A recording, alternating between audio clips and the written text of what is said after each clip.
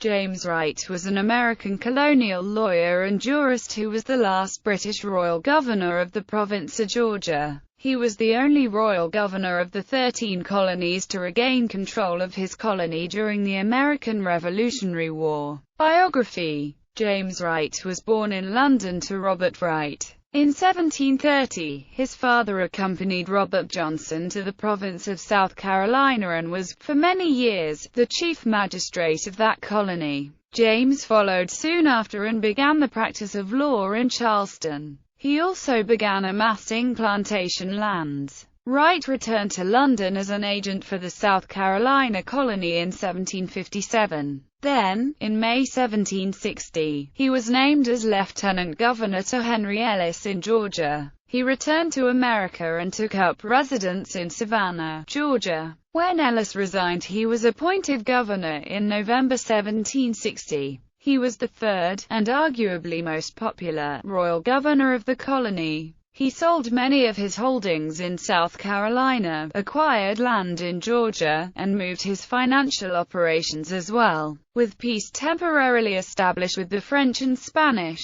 he successfully negotiated with the Indians and the Crown to open new lands to development. In his early administration, the new lands and economic improvement fostered the development of the Georgia colony. His first troubles came with the Stamp Act of 1765, but, in spite of efforts by the Sons of Liberty to block its implementation, Georgia was the only colony to import and actually use the revenue stamps. In 1768, Wright established the 12,000-acre settlement known as Wrightsboro, Georgia. Wrightsboro was set aside for displaced Quakers from North Carolina and became home to William Few when his family fled North Carolina after their farm had been burned and James Few, William's brother, had been hanged without a trail. As the American Revolution gathered momentum, Georgia remained the most loyal colony, due in part to its recent settlement, with many residents having direct ties through kinship in Great Britain, and, in part as well, to Wright's able administration. Georgia did not send delegates to the First Continental Congress in 1774. By 1775, the revolutionary spirit had reached Georgia through the committees of correspondence and he dismissed the assembly. But a revolutionary Congress met that summer in Savannah and elected delegates to the Second Continental Congress.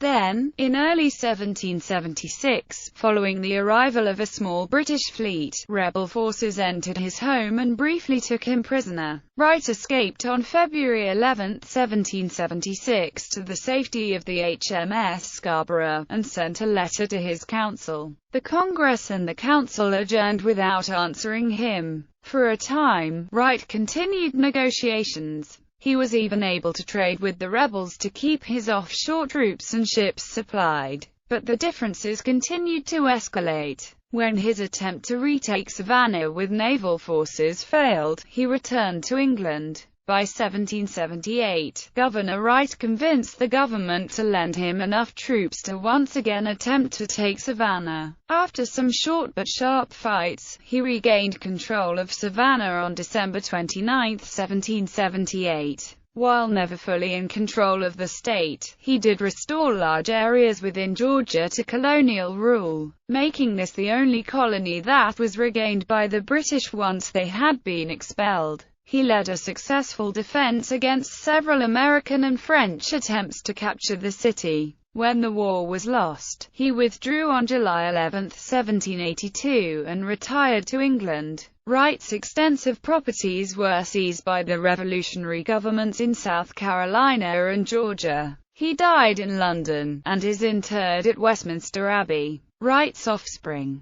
James F. Cook, in his book The Governors of Georgia 1754–2004, states that Sir James Wright and Sarah Maidman had 9 children. They were: Sir James Wright, the 2nd Baronet. He married Sarah Williamson Smith, daughter of Captain John Smith and Elizabeth Williamson, and died without issue. Sarah, who went with her father Sir James Wright and her brothers James, Alexander and Charles to Jamaica with other family members. where they were granted land, and later to England to join her father, where she married William Bartram of Norfolk, a Jacobite. Alexander, who was a loyalist and lost his America estates. He moved to Jamaica and married Elizabeth Izard, daughter of John Izard and niece of Congressman Ralph Izard. He was the father of the Sir James Alexander Wright, the 3rd Baronet, and of John Izard Wright, the father of Sir John Wright, the 4th Baronet.